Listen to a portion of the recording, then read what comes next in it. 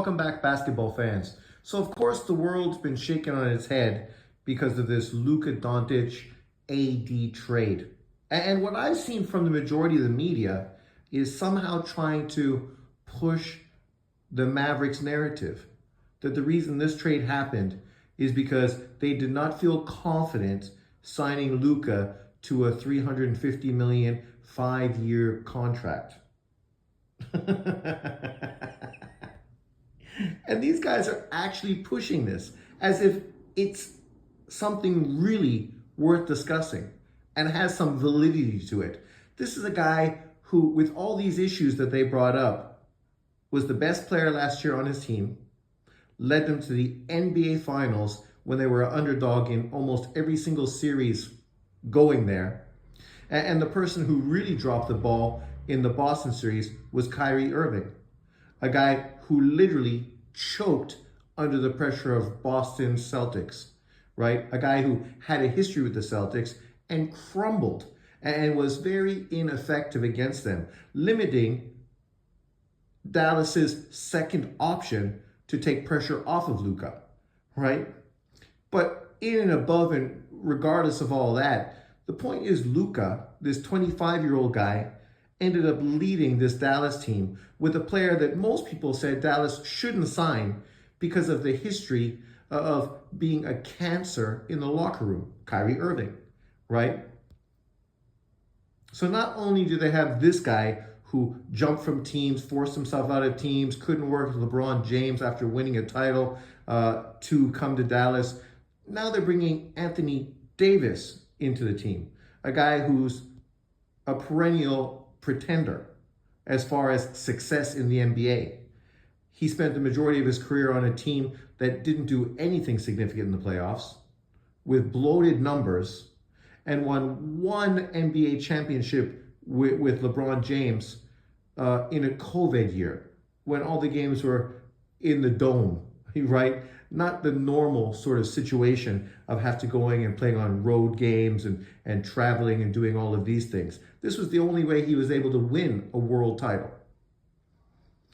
A guy who consistently has injury issues, just like Kyrie Irving. But yet these are the two guys Dallas wants to build their team around, because throughout their long careers, much longer than Luka, they've shown that they are inconsistent, injury prone, can only win with the help of LeBron James, and have been very ineffective on their own. Whereas Luka has been great with Kyrie Irving and great without Kyrie Irving. He led his team to the Western Conference Finals another year, beating the Clippers when the Clippers were a huge favorite to win. And he dominated and destroyed them, took them apart on a team that had no stars. Very similar to Allen Iverson when he was with Philadelphia, and they just had a team of role players around him. Literally, that's what Luka had in that Dallas team. And now we're supposed to believe that this 25-year-old kid is a prima donna, doesn't work hard, isn't in great shape. Yet this is the guy they just said was fat and out of shape. He just walked off the plane to LA and he looks in great shape, right? Looks totally in great shape. This is a guy who's the second highest playoff scorer in NBA history behind Michael Jordan. Top 5 all-time season scorers on average in NBA history. Top 5. A guy who has been in the MVP conversation for probably the last 5 years of his career. And of course would have been in the conversation this year, except lingering muscle injury has kept him out of too many games this season. Because injuries do happen, right? But we're supposed to believe that he wasn't worth this money. Let's use Shohei Ohtani as an example. Here's a guy that consistently has injuries.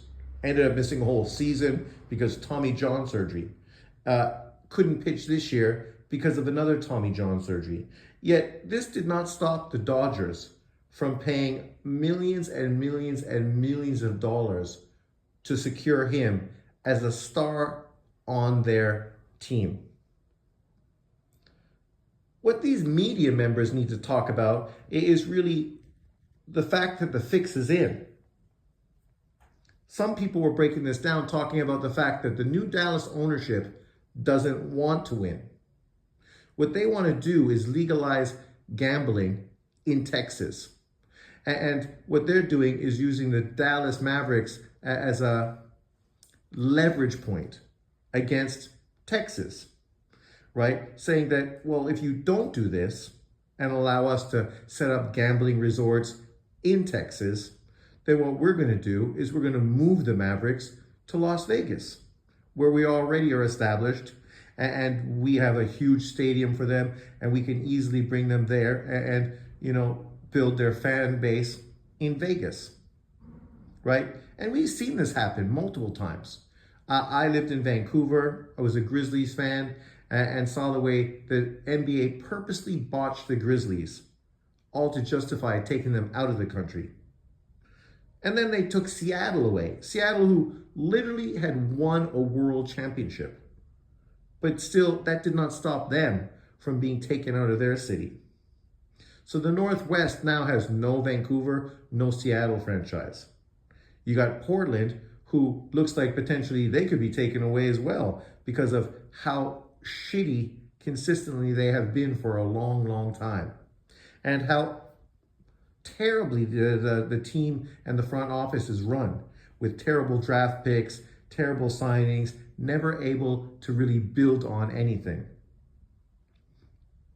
But yet people aren't talking about that, because if they had Luca, they would have a superstar. Dallas fans would be all over it. They sell tons of merch. He makes that team money. Money, right? This is a guy who plays basketball all year. He's a gym rat, yet he's not in great shape. I mean, some people just have different body types. I mean, you can look at Harden as an example of that. Some people are just a little more doughy than other people. It just is the way they are. But you cannot play 48-minute games and be the leading scorer on the team and hit game-winning shots in the fourth quarter if you're in terrible shape, right? The fact that he's not a great defender, well, yes, that obviously is something you could hope to get a better effort from. But a lot of great players in history weren't specifically great defenders. That's why you build teams around them that sort of take away from their lack of something, right? I'm a Liverpool fan.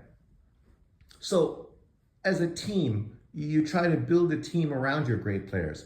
You have a player like Mo Salah, who's a great scorer. What you try to do is complement his skill set. And you try to protect his weaknesses. Luckily for him, he really works hard on defense. But you look at Alexander Arnold, for an example, he's a defender who consistently has been lambasted for his lack of defensive, IQ.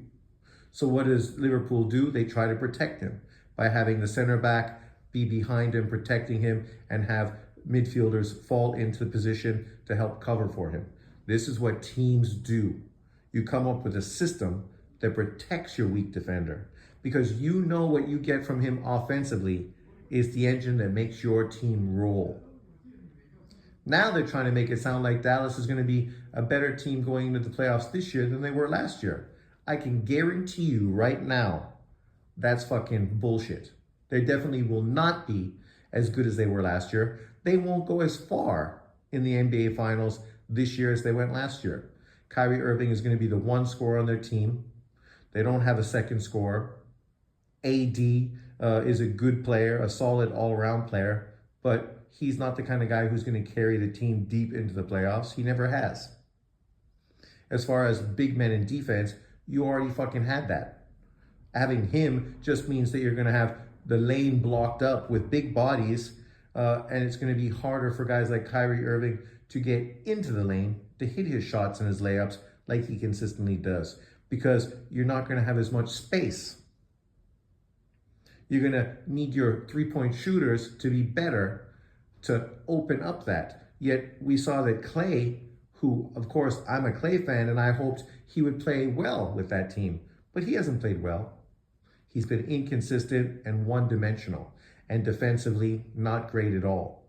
So, It'll be interesting to see what people are saying, but I can guarantee you, probably 2 months from now, Dallas is not going to be a team that gets talked about that much leading into the playoffs. Whereas the Lakers, with LeBron James and Doncic, are going to be one of the most exciting teams in the NBA. Right now, the Lakers' numbers as far as audiences and jersey sales and other merch that they have is going to go through the fucking roof. The Lakers are super happy about this. And the funny thing is, this is all really a conspiracy because Dallas knows LA needs to be a team that's successful for the NBA. So them working with a team that they're familiar with, obviously the GM working with people he's worked with for 20 years, the owner and the GM of Los Angeles knows that by benefiting them, it benefits the league. And at the same time, they know that they also potentially might want to move Dallas to Vegas. So they don't want to be good. They don't want to be successful. So look forward to them making a team that's not successful. They talked about bringing Ball recently as a point guard to take over Luca's position because he too is a facilitator. Yet he's a terrible fucking shooter who has a way worse fucking injury history than Luca and has never been on Luca's level at all. Never, right? But yet this is the player they're going to bring in to replace Luca. An often injured player who's missed tons of time, can't shoot, and you hope that his passing is going to be good enough to take over for what Luca brought to the team. Good fucking luck with that. That guy probably won't go the rest of the season without getting injured again if they do sign him. The only thing the Lakers can hope for now is to actually sign a big man to give them something down low to defensively help them on the boards, and potentially they were talking about getting Miles Turner. I think Miles Turner is a great addition because he's a great three-point shooter, so he can really step out, force the defenders on other teams to come out and guard him, opening up the lane for pick and roll ball with LeBron James and Luka Doncic, obviously opening up the corners for three-point shooting as well. So it'll be really interesting to add him as a big man to this team, a big man I'd love to see on the team. But if they go in a different direction, depending on who's available, they also talked about Walker Kessler, who offensively doesn't bring the same thing to the team, but defensively, he's going to be a much more defensive stalwart in the back, allowing Luka and the rest of the team to not really be great defenders, knowing that they have a great defender behind them to sort of help support them. But regardless, I mean, I've never really been a Lakers fan. I love Kobe, but outside of Kobe, I was never really a Lakers fan. But all of a sudden now, I'm really leaning towards being a Lakers fan. I've been really anti-LeBron James ever since he went to Miami. But all of a sudden, I'm really intrigued to see how LeBron James and Luka play together. I would love them to sort of play like a Karl Malone Stockton off of pick and roll. Think about how well that tandem will work, considering LeBron James is such a smart player and a great passer in his own right? It's going to be terrible for team defenses to defend their pick and roll because both of them can hit the shot, both of them can get into the lane and finish, and both of them can hit any pass on the floor. So it's going to really destroy defenses in the NBA, and it's going to be very interesting to see how that unfolds. But let me know what you think about this, and do you think a lot of this media bullshit about fucking him being a prima donna, out of shape, and not the kind of player you want to build a team around really means something?